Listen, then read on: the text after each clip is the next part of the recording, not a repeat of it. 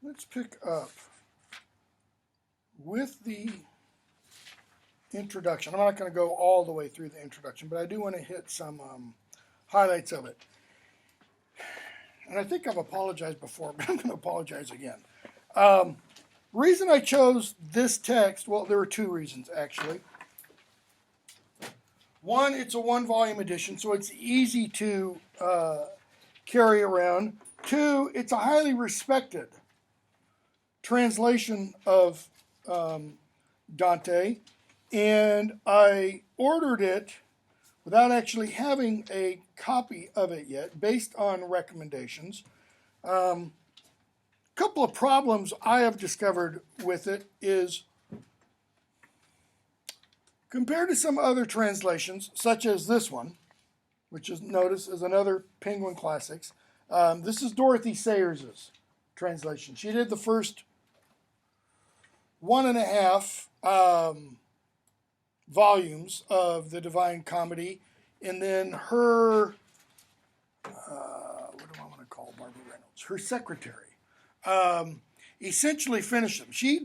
Dorothy Sayers started translating the Divine Comedy during one of the air raids of the Second World War. She grabbed an edition of Dante, Italian edition of Dante, and when she had to run to a air raid shelter, she started on legal pad working out a translation. And she got, if I remember right, she got through about the middle of the second volume and died. Okay, she had notes for the paradisio and the purgatorio, and Barbara Reynolds, her secretary, then went on and finished. Barbara Reynolds also, I don't think she was at that time. I think she became shortly thereafter. Became professor of Italian at Cambridge University, where she was professor of Italian from the early to mid 1950s to about 1990, 1985, something like that. Also president of the Dorothy Sayers Society and several other things. But Sayers' translation is, I think, a much more fluid and fluent translation than Kirkpatrick's. I hope you read what Kirkpatrick says in the introduction about translating and about, why he chooses some of the choice of words that he does. The other thing that I don't like about this translation as much is, and I did not find this out until literally, where was I reading this? I was reading this somewhere in here last night.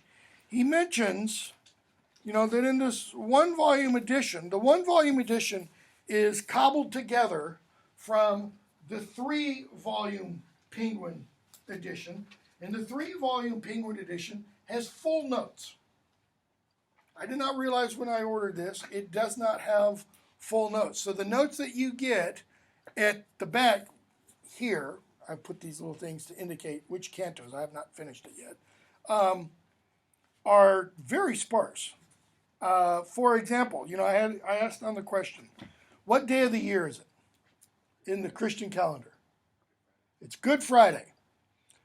He just mentions that in a note to, I think it's either Canto 6 or Canto 7, lines 97 to 99, where it mentions the stars starting to set.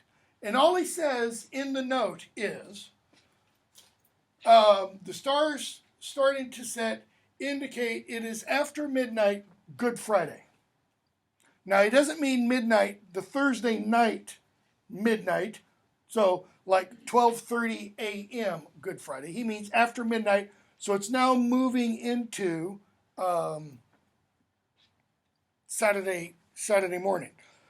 Dorothy Sayers, in her edition, goes much, much more into the whole timeline of the setting of this, because what you're going to see is Inferno is Good Friday. Purgatorio is what in Orthodox Church is called Great and Holy Saturday. in Inferno,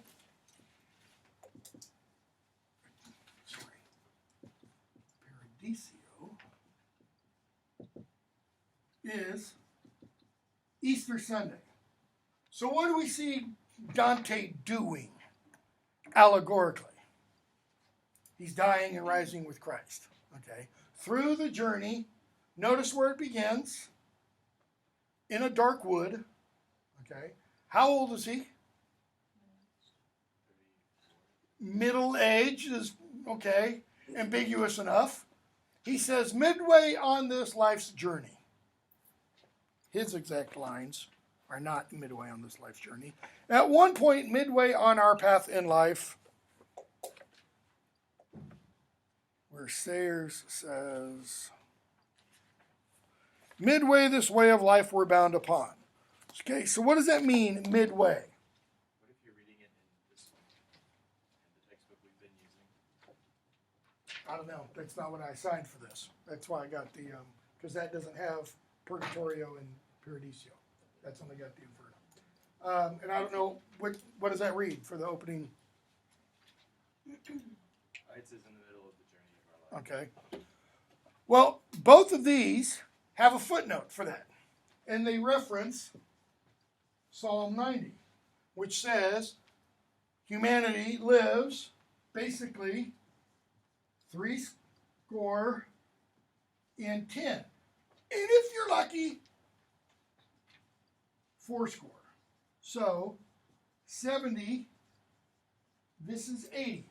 Everybody, nearly everybody, when they gloss midway in our life's journey, they gloss as, well, midway of 70 is 35. Okay? When was Dante born? Look at the chronology. 1265. Dante's born.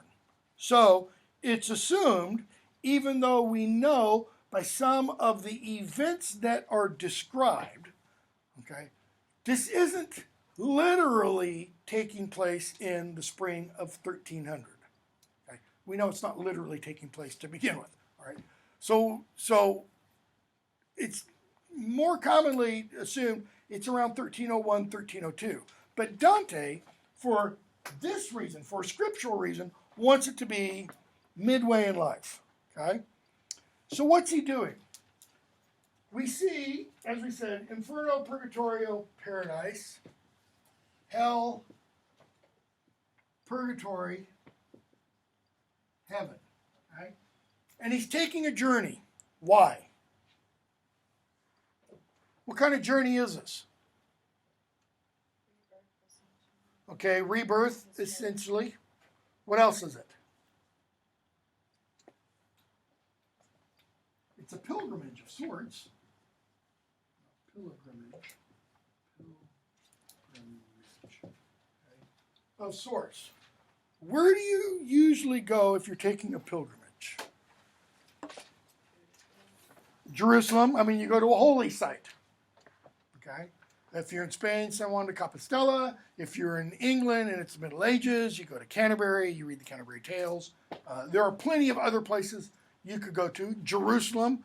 Read Chaucer's Canterbury Tales, and you hear about the wife of Bath, who goes all over on pilgrimages. She's been to Rome 3 times. She goes to Cologne. She goes to several other places. Okay, what is a pilgrimage ultimately symbolic of? Maybe a little bit. Okay, if you're going to a holy site, what's the holiest place there is? Heaven. Why? It's where God is. Okay. So pilgrimage is kind of a mirror of this ascent. Okay? The ascent to heaven. Here on earth, you would go to a holy site. Why? To receive some kind of blessing. Now, notice the kind of pilgrimage Dante takes. He kind of takes a roundabout one. Because usually in an earthly pilgrimage, you don't intentionally go to some really, shady part of town first. Hell. No. You kind of try to go directly to the place you want to get to. Why? To receive the blessing. But Dante can't go directly to here or here. Why not? What stops him initially? He's got three beasts, okay? A leopard, a lion, and a wolf. Are these just three beasts? Just a leopard, just a lion, just a wolf? Okay. They are leopard, lion, and wolf, but they are also symbols. Okay. Keep in mind, symbol means what? Or, let me rephrase this.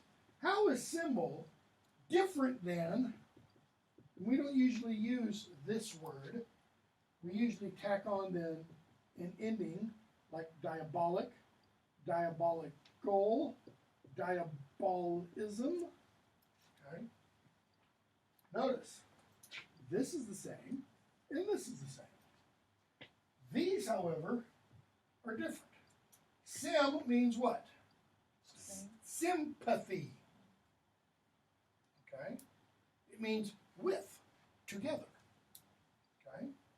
Dia, like diameter, diameter. Okay? Diametric. It's what? Opposed. It's taken apart. It's sundered. Okay? The diameter of something is what? You take a circle and you do this. It's the difference from what? Here to here. Why? Because those two poles oppose each other. So something that is diabolical is what? Who do we use diabolical to refer to? Yeah, we don't use it for Jesus and Mary, Muhammad, Buddha, etc. Okay? We use it for evil things. Okay? So then what does this mean? Why is this evil? Because the ball, the lack of a better word, the meaning, okay, the essence is what? Torn apart, divided. But with this one, with together, the meaning or essence means what? It means the thing that is a symbol, okay, is kind of, if you want to think of the thing as physical, is physically connected with its meaning. See, a symbol is different than a sign. A sign merely points to. The sign itself is unimportant, you know, like this.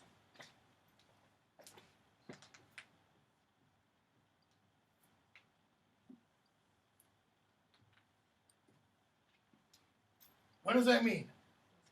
No smoking. But this, in and of itself, does not literally mean no smoking, does it? This literally, in and of itself, is of a rectangle with the squiggly line coming out of it, and another rectangle drawn through it. In and of itself, it has no meaning. But we ascribe that it points to something. Right? This, however, if you're talking about within the Christian tradition, what? It always, okay, doesn't only point to, it is in and of itself a cross. Okay? It cannot be separated from that meaning. All right? So Dante's on this journey. The journey is symbolic. That is, each step of the journey is important for its meaning. And each step of the journey is, in and of itself, meaningful. Okay? So he has to go all the way through. So each of these animals, as I was saying, each of these animals is, first of all, it's a leopard. If you're going to read it literally, it's an actual leopard. Has spots, has a tail, has paws, fangs, the whole 9 yards. The second one is a lion. We don't know if it's a male or female lion, so it might have a big bushy mane. It might not. The third one is a wolf. Okay? And yet each of these also symbolizes something else, Or maybe another way of putting it is that they don't symbolize, they allegorize. What's the difference between allegory and symbol? Allegory is like a metaphor. Okay. It's clear, but it's...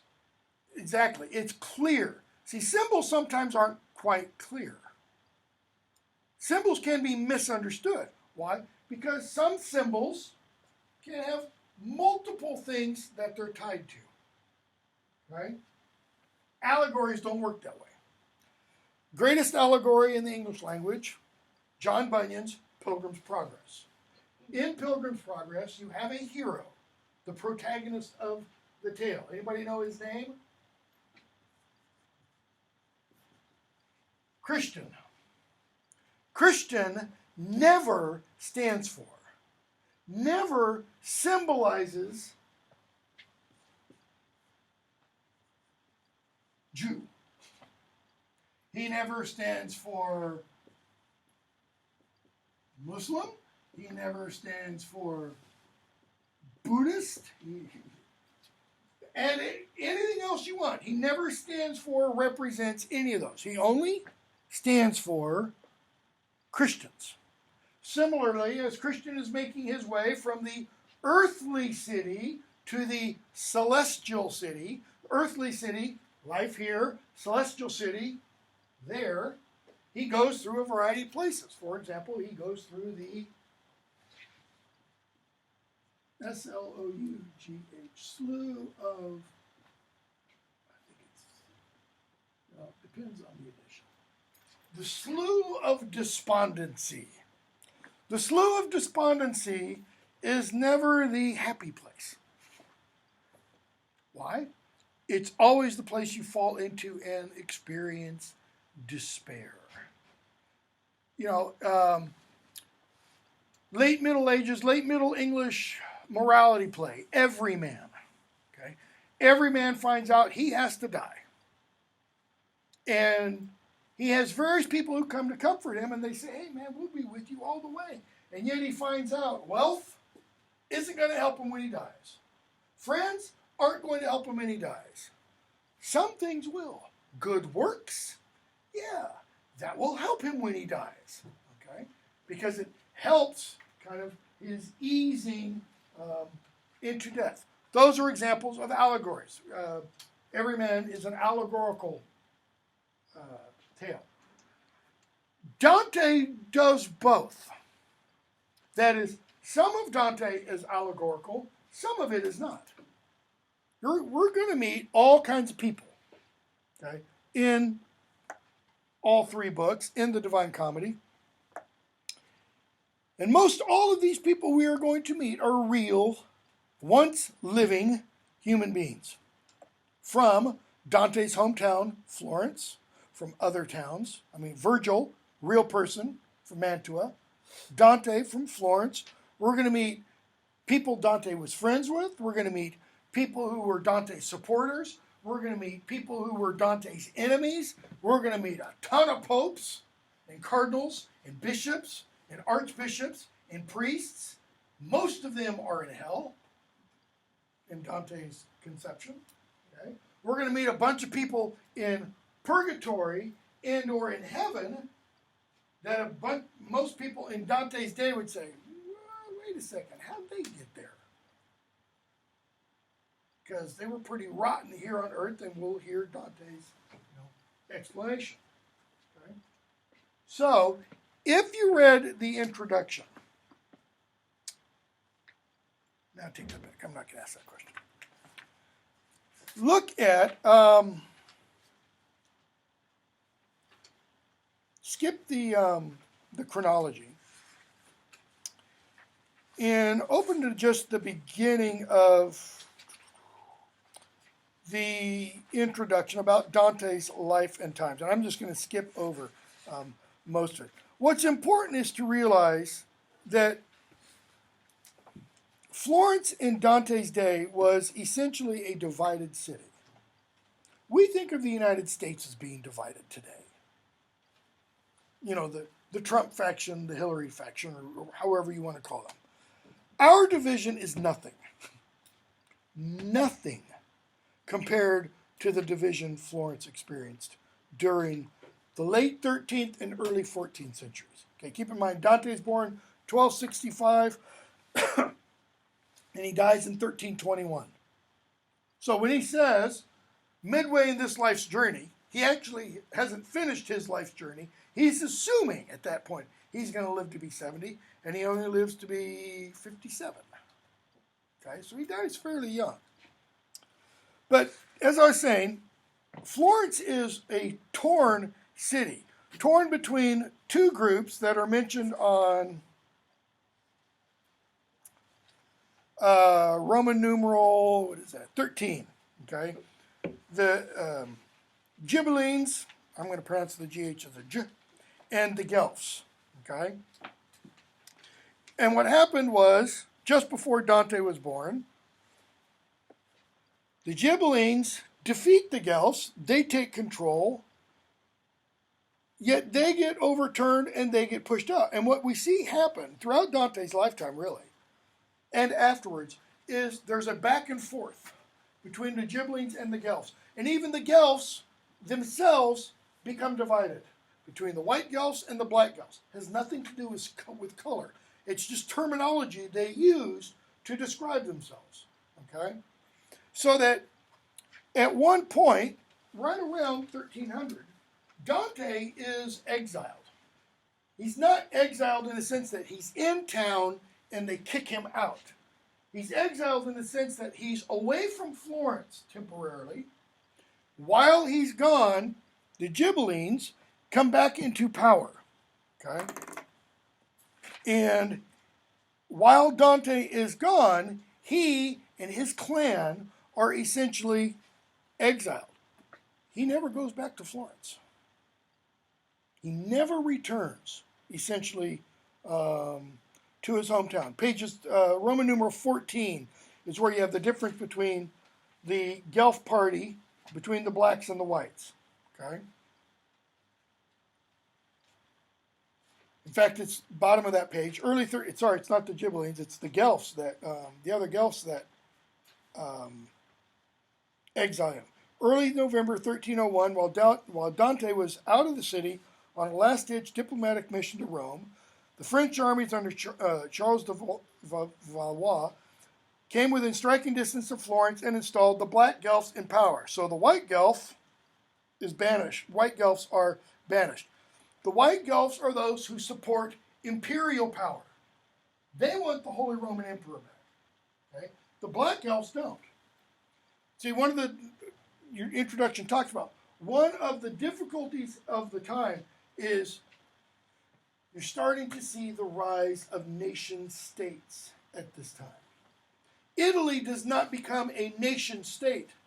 Anybody know when it becomes one? Yes. Not until the late 19th century. It's got all these provinces, if you want. Okay. France doesn't become a real nation state until about 100 years or so after Dante in the 14th century. It's one of the things that the 100 Years' War is fought over between England and France. England is trying to get back provinces, territories it held as a result of some of the French kings who ruled England in the centuries prior. Okay? France is trying to unite all of its holdings. Same thing a little bit later on with Germany. Okay, turn to the section, the Commedia, pages 15 and following. Notice how it begins.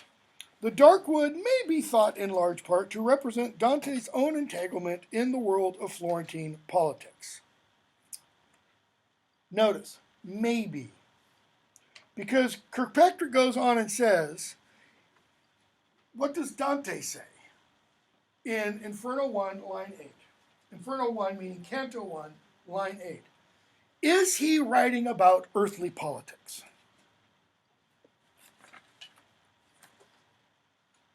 Dante says, start with line 1. At one point midway on our path in life, I came round and found myself now searching through a dark wood, the right way blurred and lost. I should mention. We've got Kirkpatrick's. I mentioned Dorothy Sayers's translation. Another really, really good one. Alan Mandelbaum. He did an edition. Trying to remember who published this. 3-volume edition with illustrations by a guy named Barry R-R-Y-M-O-S-E-R. And the really nice thing about Alan Mandelbaum's edition is it's facing page. So you have the Italian on one page, the English on another. Okay? And the nice thing about that is if you know Latin, you can, about 40% of the way you can make out the words. And for quite a bit of the other, you can look at the Italian and see the English and see the relationship. Okay, so you can kind of pick your way through. But what that also enables you to do is, if you know Italian, obviously, you can go back to the original as you want. So, back to where I was. I came round and found myself now searching through a dark wood, the right way blurred and lost. How hard it is to say what that wood was, a wilderness, savage, brute, harsh, and wild. Notice, Dante is telling us, I don't know what the wood was. Only to think of it renews my fear. So bitter that thought that death is hardly more so. Okay, so what's the thought? Thinking back of when I was in this wood. Death is hardly more bitter than the thought of what? Being stuck in that wood again. But since my theme will be the good I found there. Now, does he mean he literally found a good in the wood? He found something good. No. He means the good that came as a result of his being lost in the wood. I mean to speak of other things I saw.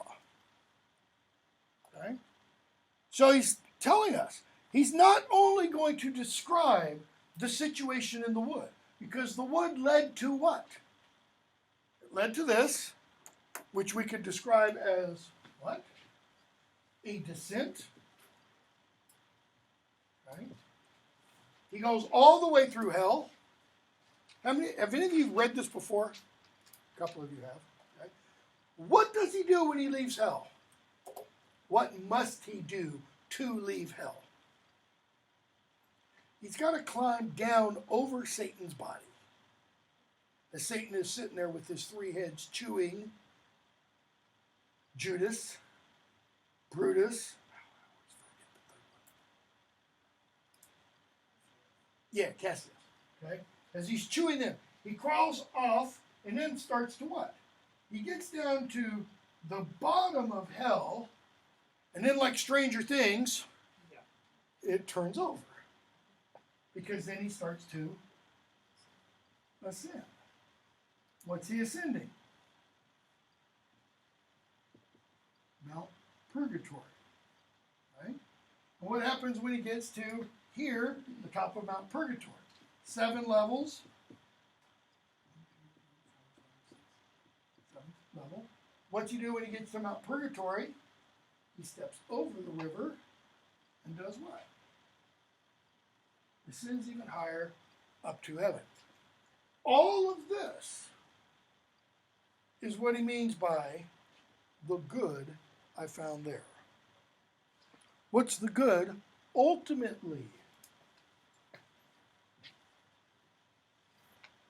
It's redemption.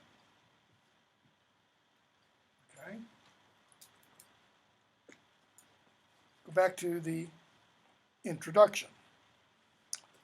The first good, however, is what? He finds a God. Why? How well would Dante do making his way through hell on his own? He wouldn't at all. Okay? But he receives a guide. The first good is an authoritative guide, Virgil, author of the Aeneid. In the Aeneid, have any of you read the Aeneid before? In the Aeneid, what happens to Aeneas? The Aeneid is about the character Aeneas, son of Priam of Troy. Okay? Trojan War has ended. Aeneas and his ragtag band of followers flee Troy for what purpose? Because like Oedipus, there's been a prophecy. The prophecy is that Aeneas will found another great, essentially, empire, like the Trojan Empire. Okay? So they leave Troy and they make their way after difficulty to Rome. Only thing is, it's not Rome. It's the middle of the Italian peninsula. There is no Rome. Aeneas founds Rome. Okay? His offspring, Romulus and Remus, his descendants, are the founders of Rome. But according to this myth, they descend from Aeneas. What else? What other empire descends from Aeneas, according to the mythology of the Middle Ages? Anybody know? Britain. Because it comes from Brutus, another Trojan, okay, who accompanied Aeneas. Where was I going with that? Oh, because Virgil, in the Aeneid, has Aeneas, like Odysseus does in the Odyssey, Aeneas visits the underworld. It's while he's in the underworld that he also receives additional information about the future, such as the founding of Rome and etc. Okay? So that's one reason why Dante chooses Virgil as his guide. Why else? Your introduction mentions it.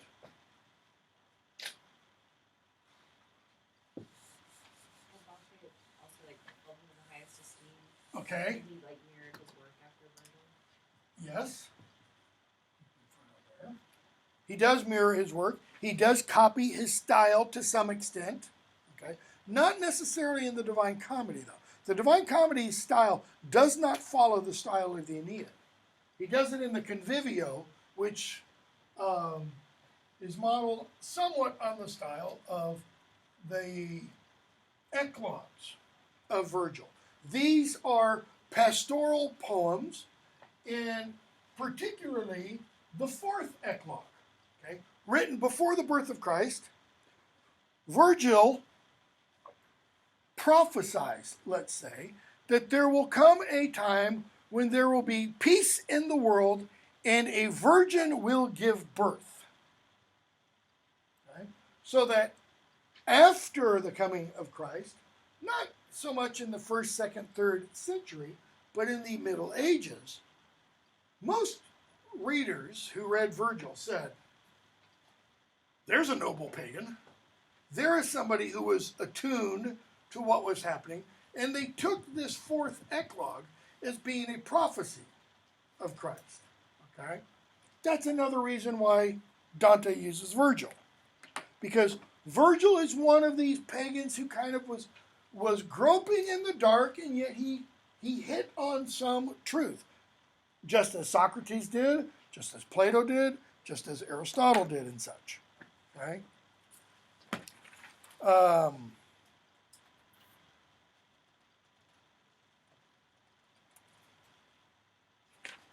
Let's skip some.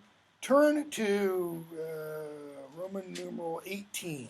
Inferno, Purgatorio, Paradisio. Okay? Dante has more than one guide, however. Virgil leads him where?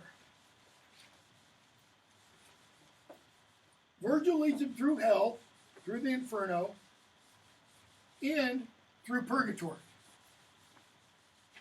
Why doesn't Virgil get to lead Dante into heaven? He doesn't belong there. Why not? He's a pagan, He's quote unquote not saved.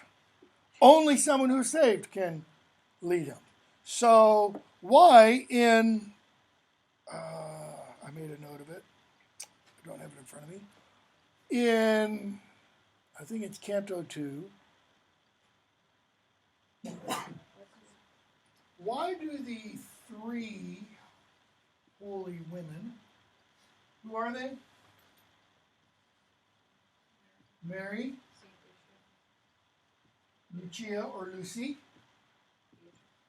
and modern American English Beatrice, Dante's Beatrice, probably. Okay. Why do these three send Virgil? Why doesn't Mary just say, Lucy, why don't you send Beatrice down?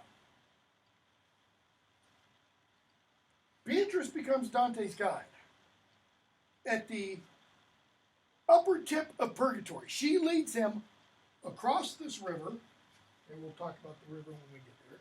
And then she leads him all the way up to the, just as you have 9 circles of hell, you have 9 circles, essentially, of heaven. And you have 7 circles in Purgatory. How come 7? Why not 9? Why not have it all symmetrical?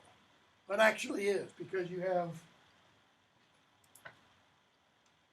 here, you also have a anti-purgatory, and then you have a post-purgatory, which is before the entrance to heaven. So there are kind of 9 levels there. But why not just have one of them take them all the way from the beginning? Okay, is it because they can't go to hell? Or is there something about them that would be, what's the phrase I want? Disruptive? I mean, these are all what? They're all saints. They're all filled with the power and glory of God. They see God face to face. Virgil, not so much. Okay? So that when Virgil goes through hell, what effect does he have on all those around him? Just another guy, walking through hell. Even though they know he is not a denizen of hell. He doesn't, quote unquote, live in hell. But these, what effect would they have? What effect does Beatrice have for Dante? Specifically Dante. Not Virgil. She's going to be described at one point as a God bearer to Dante. Like she will bear God to him. Not in her arms, in her very person. Okay? In the Orthodox Church, Mary is called Theotokos. The tokos means bearer, carrier, bringer. Okay? Theos, God. She is the God bearer. The reason she's called that is not to elevate her. It's to defend the divinity of Christ, the one that she bore, God. It's not God bearer, God the Father, or God the Holy Spirit. It's God the Son. Similarly, Beatrice is going to become, a little distinction between she and Mary, God bearer. This is the entire Trinity. Okay? What Dante describes is he looked at Beatrice, and what really attracted him about Beatrice was not Beatrice herself. But in Beatrice he saw something else, something behind Beatrice, as it were. God. That's what pulled him along, he's going to say. Other writers, if we had time, we would talk about them. Other writers do the same kind of thing. I think I mentioned it here. Baldassare Castiglione, Italian writer, 16th century, who wrote a book called The Book of the Courtier. Okay? And in the Book of the Courtier, which he's writing essentially how to be a good courtier, how to be a good knight. In the Book of the Courtier, he has a section where he has a guy named Peter Bimbo, E-M-B-O, not I-M-B-O, deliver a talk about what's called the ladder of love. Right? And the ladder of love is this Neoplatonic kind of ladder that is something you ascend, something you climb. That the higher and higher and higher you get, the closer and closer and closer you get to real love, which is ultimately defined. So here's your ladder. Love equals what? Shortest definition of God in the Bible. God is love. St. John says, I think in his third letter. Right? So what Castiglione is saying is that love leads ever onwards. It's like an onion. You just peel one layer and what happens? There's another layer underneath. Only difference being the onion is like Narnia, if you're familiar with Lewis's Chronicles of Narnia. What happens in the real Narnia, the end of the last battle? The deeper in you go, the bigger it becomes. Or let's use another example from pop culture. It's like a TARDIS. Bigger on the inside than it is on the outside. Okay? Love always leads to more love. So, love down here, very common, let's say base even, earthly level. Human attraction. At that level, which is possibly entirely physical, according to Castiglione and Bimbo's logic, there's more there, right? If it is only entirely physical, what's going to happen with that quote-unquote relationship?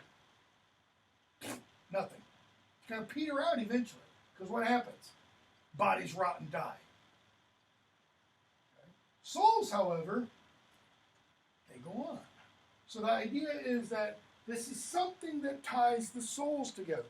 So when Dante first sees Beatrice and he's attracted, what he comes to develop is this idea that I wasn't merely attracted by sex, by her physicality. There was something else.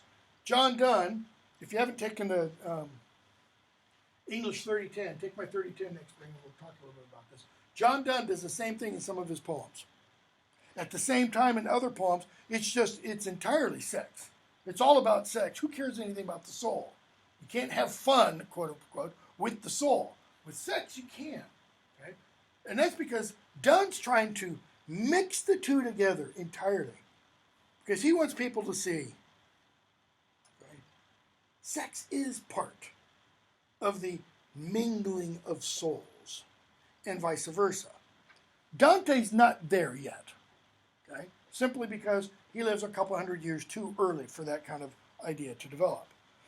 So, Kirkpatrick writes, I'm not going to get it all through Book 11 today. To many of its readers, in that section I was talking about in 18, to many of its readers, the Commedia is remarkable above all as a great intellectual synthesis, a summa sustained by the confidence that all things in the universe, what? Can be fully understood and all things explained. But what does he mean by a synthesis? A synthesis of what? I mean, every synthesis involves what? Hegelian dialectic has what? You have the thesis. What do you have on the other side? The antithesis. Out of those two, you get the synthesis. So what are the thesis and the antithesis? Anti here doesn't necessarily just mean opposite. It also means in place of, or before, in front of.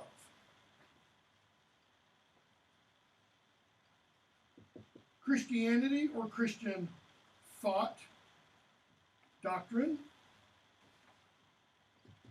What else? What gets mixed with Christianity, Christian thought and doctrine, to produce this synthesis?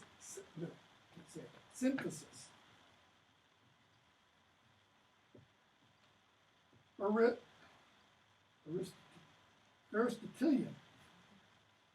Sorry, too little sleep for the last 7 months. And Aristotelian thought get mixed together to produce this. Where does the Aristotelian thought come from? Well, from reading Aristotle, but also through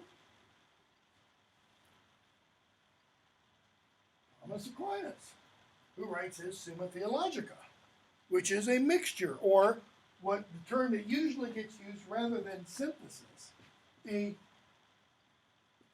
syncretism of Christian thought, the thoughts of the church fathers, with Aristotle. That produces the scholasticism of the late Middle Ages, which is this idea everything can be resolved with the mind. Okay. Now, this statement I think that Kirkpatrick put here isn't quite true. Okay. The idea that all things in the universe can be fully understood and all things explained. How do I know it's not true? And that Dante didn't think it was true. When we get to the very end of the paradisio, anybody know what Dante's going to say? And I don't mean what's he going to say like his very last line. What does he imply? When, he had Inferno, Purgatory, paradisio. When we get to the highest level of the paradisio, guess what happens? Words fail. It is an experience that cannot be described. It is simply an experience that can only be experienced. Thoughts fail. Why? Because the vision of God in quote unquote all his glory, on his throne, is one where the mind essentially just kind of shuts down and worships. It just says, you are the one due all worship, honor, power, and glory, and I'm essentially not nothing.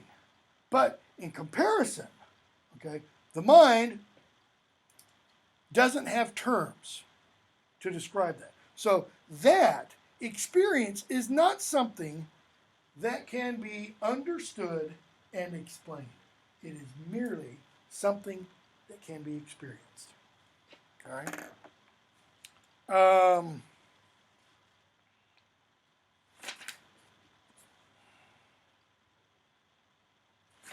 Real quickly, I'm going to leave the rest of the introduction. If you haven't read the introduction, definitely do, because the stuff about on Roman numeral 24, on the human being, philosophy and thought, and theology and the Commedia, is very useful in terms of what he says about the human being, okay, and what the human being is created for within Dante's conception, okay, and how the people we meet in Inferno, Purgatorio, and Paradisio are either on their way to fulfilling that goal or have frozen and will never fulfill it. For example, the people we will see in Inferno, most of them are completely aware of what their problem is. Okay? And we'll talk about a couple of them in just a moment. Yeah, let's just jump into it.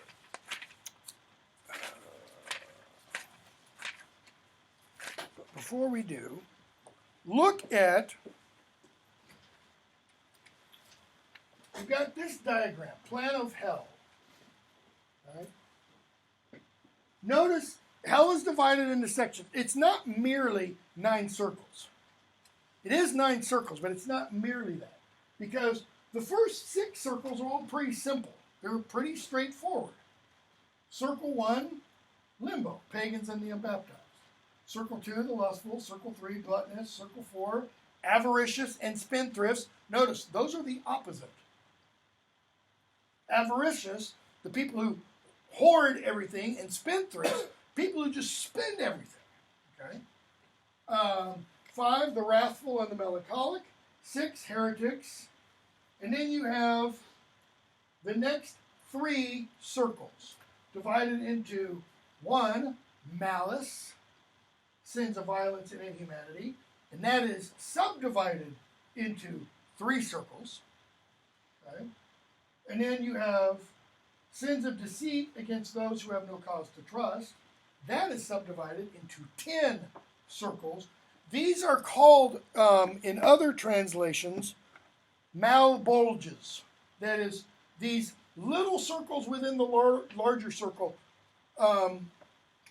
Dante calls them, this is the Italian, malbulges, bad, essentially, pockets. These are like pouches within the larger circles where people are contained. And in that 8th circle, subdivided into, notice, pimps and seducers, flatterers, simonists, soothsayers, corrupt officials, hypocrites, thieves, the intellectually dishonest, so, plagiarism, rabble-rousers, counterfeiters. Plagiarists, he puts that in the 8th circle of hell. Dante had something to say about, And then the final circle, traitors to family, traitors to nation, traitors to guests. Ooh, it's like we're back in the Odyssey and the whole thing about hospitality. Okay? And then finally, traitors to benefactors. So, that's the plan of hell. Notice, does he include? I thought he did. He doesn't include a diagram of this, but this is what it actually looks like. Because hell is supposed to be, the way Dante describes it, a physical place. So what happened? Here's the earth. Satan was thrown out of heaven, and what happened? He smote the earth in his ruin. And when Satan hit the earth, what did that do? It created a big hole. This is hell. And this is why Satan, down here, is like this. Notice, he's upside down. The upside down for you stranger people. Because he was thrown, he creates this big hole. What is here now? Well, you got to turn it the other way, because here above hell, this isn't actually a hole here now. This is Jerusalem. Okay? You turn it so that the bottom of the earth is now on the top, so that it now looks like this. So the hole would be like that, and what is here? Mount Purgatory. Because what happened to the dirt here? It got pushed out. That's how Purgatory was created. So Purgatory was created when? When Satan fell. Or when Satan was defeated and thrown out of heaven. It's all part of the divine plan. In other words, what you see through reading all of this is everything is planned. Everything follows a structure and an architecture. Okay? So then outside this is when you have a gap. Why? Heaven is not a physical place. Purgatory supposedly is. Okay? Hell supposedly is. So would the threshold be what? Jerusalem? Threshold Here or here? And, Yes. Yes. I mean, the idea is that you can enter hell from here. Okay. And there are some medieval texts that describe the entrance to hell. There's a thing called Visio St. Pauli, Vision of St. Paul. These are in, this is in Latin. There's Blickling Homily, I think number 17. This is an Old English text, a homily. Okay? And then there's Beowulf. They all three describe a place. In the Vision of St. Paul and the Blickling Homily, this place is described as the entrance to hell. In Beowulf, it's described as the entrance to Grendel's home. Because hell isn't talked about. Not the Christian idea of hell. Well, it's mentioned one time in Beowulf. Okay? But these two places, these two texts call this the entrance to hell. Okay? So it's a physical place. And there are other texts that describe what the entrance to hell looks like. Aeneas, goes into the underworld. And he goes through a cave and then goes down, etc. Okay? All right, so the 15 minutes we have left. Then you get the plan of paradise, which is up here. And again, it is circles. Well, there you get there it is. There's the map of the earth, Jerusalem, the levels going down to hell, rising above hell to Purgatory, etc. And I mean, this is a little different because you've got this hemisphere of water, hemisphere of earth and such, and then you have the 9 spheres and such.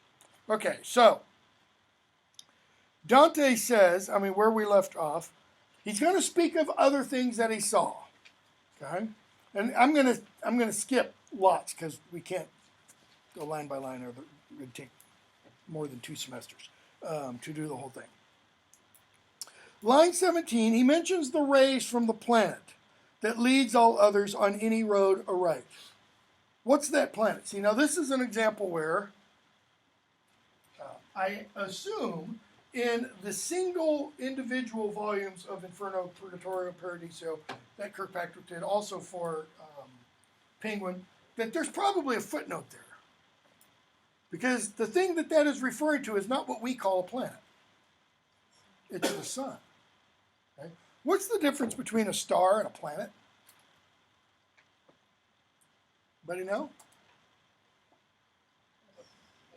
It goes back to the original meaning of planet. Nope. Nope. Planet, original meaning, is something that wanders. Because the planets do what? They're not in the same spot. They move from night to night. Now, the stars do too, but the stars' motions are perfectly trackable. The planets, according to the ancient Greeks, weren't. Because Jupiter one night will be here, and the next night it's over here. And then some nights it's what? Gone entirely. Okay?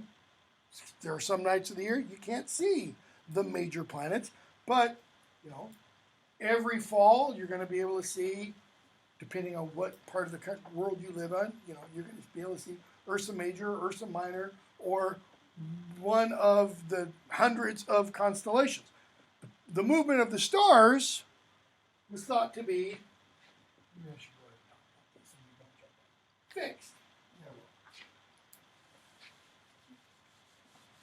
Two different conceptions of the universe that are at odds are, what are they?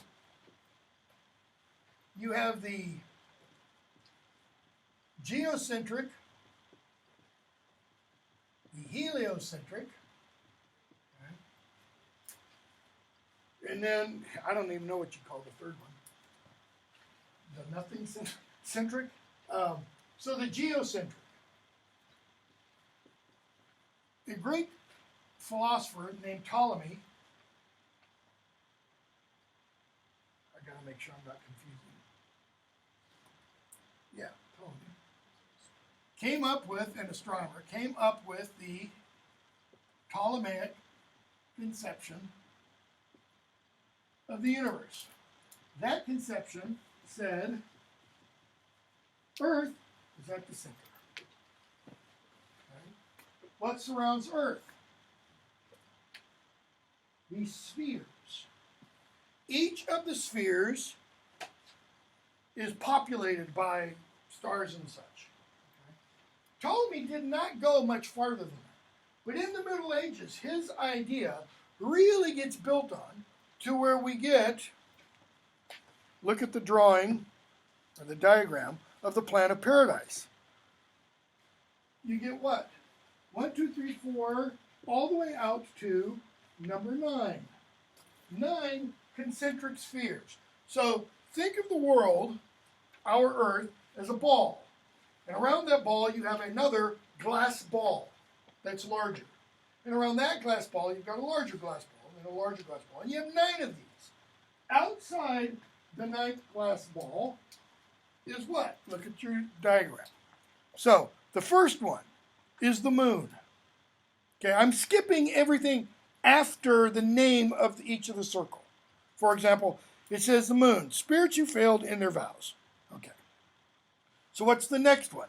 Mercury, Venus, fourth heaven, the sun, the Mars, Jupiter, Saturn, the fixed stars, the crystalline sphere, or the prima mobile.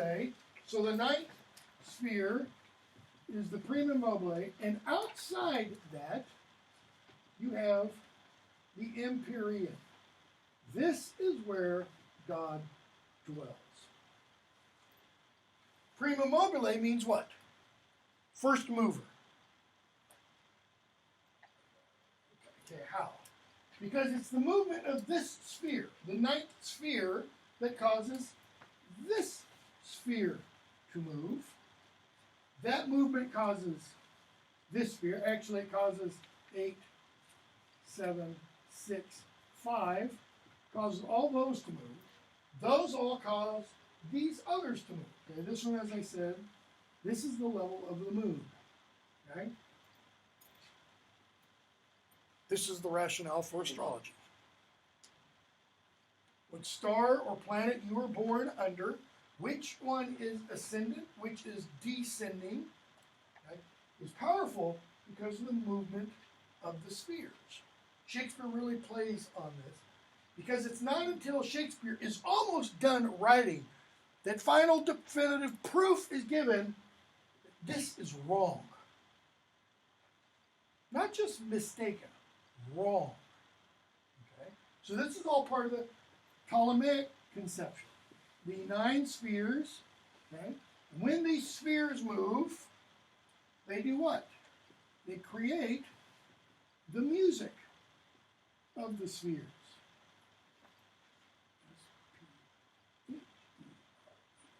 Okay? They create the music of the spheres. The music of the spheres is this sound, which, if we heard it today in this classroom, if our ears were suddenly attuned to hear the music of the spheres, we would immediately be lifted out of this room and we would go straight to the empyrean. It would so ravish us that we could not live here anymore. We would have to go live with God. Because to come back here would be sheer hell. Right? So that's the Ptolemaic conception. Each one of these spheres has a ruling intelligence, an angelic being, essentially. Okay? That guides, controls, makes sure the sphere continues moving as it's supposed to. Earth has its own ruling intelligence. What is it? It's what St. Paul calls the prince of the power of the air, Satan. was the ruling intelligence of here. Okay? Now the moon, I need to point out, everything from the moon to Earth, so everything from this point to this point, including Earth, is mutable, changeable, impermanent.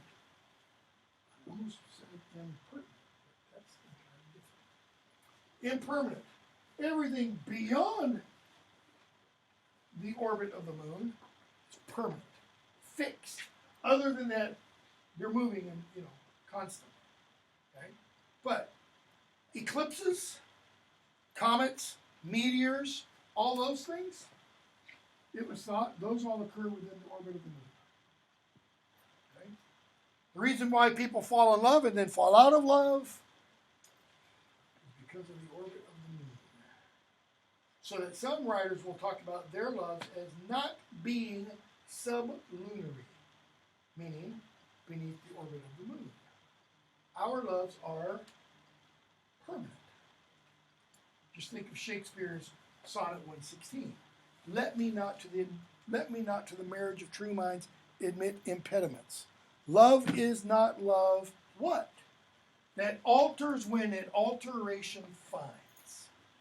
Shakespeare is saying love, real love, permanent. Even if the person you love ditches you, you what?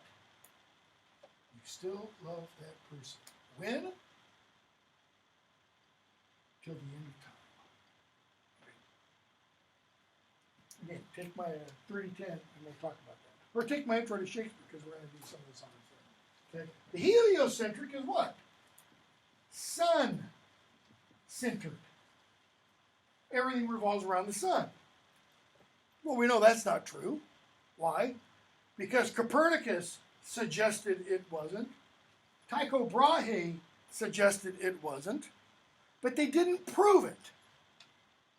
Why? They didn't have the mechanism to prove it. Who proved it? Who proved they were right?